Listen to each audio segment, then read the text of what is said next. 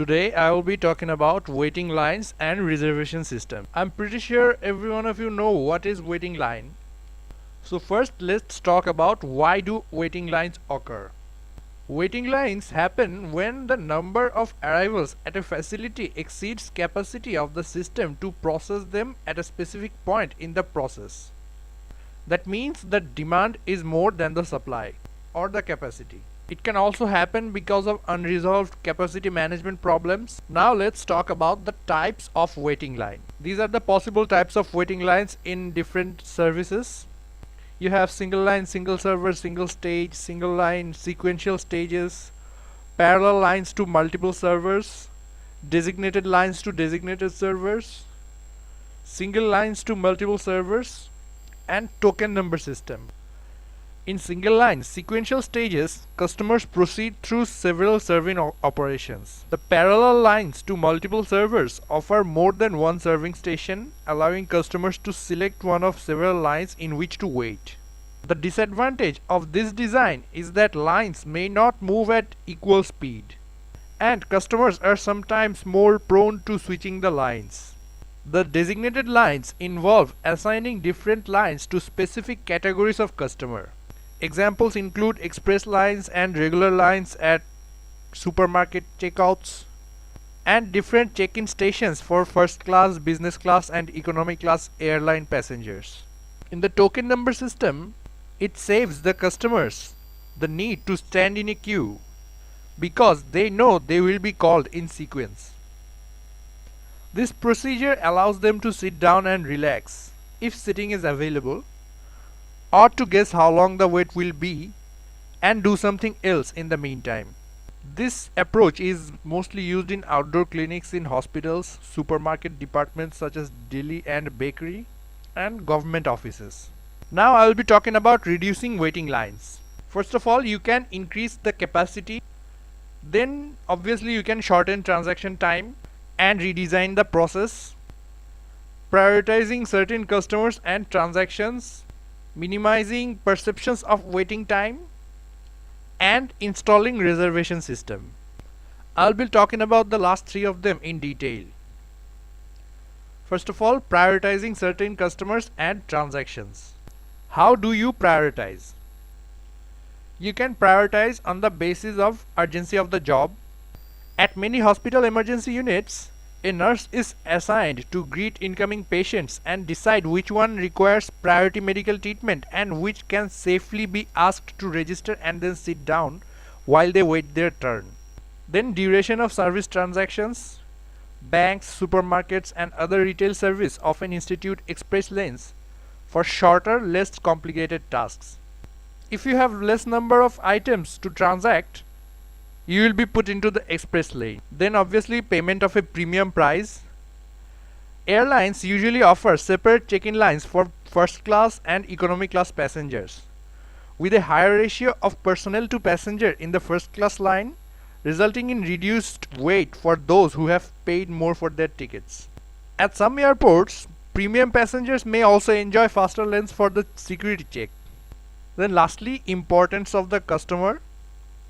A special area may be reserved for frequent users or members. Airlines often provide lounges offering newspapers and free refreshments where frequent flyers can wait for their flights in greater comfort.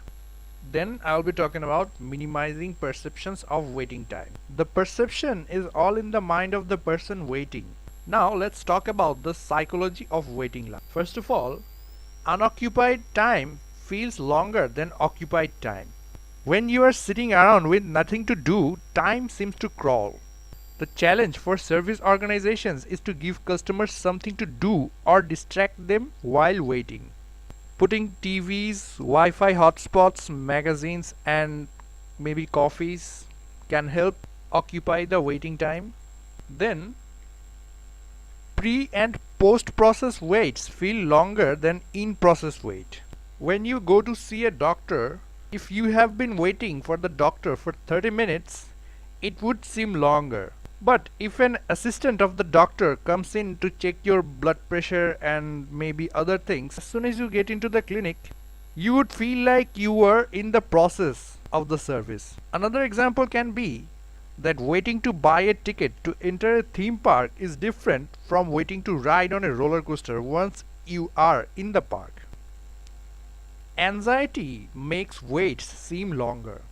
Imagine you are waiting for a dentist and you can hear the patient inside screaming. That would make you feel anxious and your wait time will seem longer. While waiting in unfamiliar locations, especially outdoors and at night, people often worry about their personal safety. Then, uncertain waits are longer than known finite wait. Although any wait may be frustrating, we usually can adjust mentally to a wait of a known length. The unknown keeps us on edge. If a flight is delayed and it is announced that it will be 3 hours late, you already know how long you have to wait. But if there are no announcement, even if the flight is only 2 hours late, you would be anxious and you would always be on the edge to know when will be the flight leaving. And unexplained waits are longer than explained wait. Now, same situation. A flight will be 3 hours late. They are telling you a flight will be 3 hours late. It would be even better if they told you why it will be 3 hours late. If they told you that there are some weather conditions, there is something on the runway, maybe engine problem, you would know exactly what is happening and the wait time will not seem that much longer. And unfair waits are longer than equitable waits. Now, in parallel lines to multiple servers, if you see that the person that came after you is receiving the service before you, it will make you angry and frustrated. You would think that it is absolutely not fair. But the thing is, perceptions about what is fair or unfair sometimes vary from one culture or country to another. You would definitely get irritated if you see others jumping ahead or given priority for apparently no good reason. People will wait longer for more valuable services. People will queue up overnight under uncomfortable conditions to get good seats to a major concert or sports event that is expected to sell out fast. Waiting alone feels longer than waiting in groups. Waiting with one or more people you know is reassuring. Conversation with friends can help to pass the time. But not everyone is comfortable talking to a stranger. Physically uncomfortable waits feel longer than comfortable ones. This depends on the place they are waiting. If they are standing or sitting down. If the place is too hot or too cold. If it's drafty or windy, if there's no protection from rain or snow, that kind of thing. Waits seem longer to new or occasional users. Frequent users of a service know what to expect and are less likely to worry while waiting. New or occasional users, by contrast, often are nervous, wondering not only about the probable length of the wait but also about what happens next. Now I'll talk about reservation systems. First of all, why reservation? Why is it important for an organization to make reservation? The reservation system can control the demand. It also pre-sells the services. It can also inform and educate the customers before arrival. And if reservation times are honored, customers don't necessarily have to wait in line. The firms can also capture data easily, which can help with forecasting, with financial, operations and staffing decisions. Now, how to properly design reservation systems. The reservation system should be fast and user-friendly. It should also answer the customer queries and offer options for self-services. It should also accommodate preferences, like when the customers want a special seat reserved or special room with a view. It should also deflect demands from peak hours and unavailable places. Now, sometimes the customers may make reservations and do not show up. What to do with this no-show? First of all, obviously you need to require some deposit to discourage no-shows. Give us some money to make reservation. Then you should cancel unpaid booking after designated time. If you make a booking, you have to pay us within 24 or 48 hours. Now, sometimes there are overbooking. There can be problems with. You obviously need to compensate the victims of overbooking. Now, that was the end of this video. Thanks for watching. Don't forget to like this video and subscribe to this channel.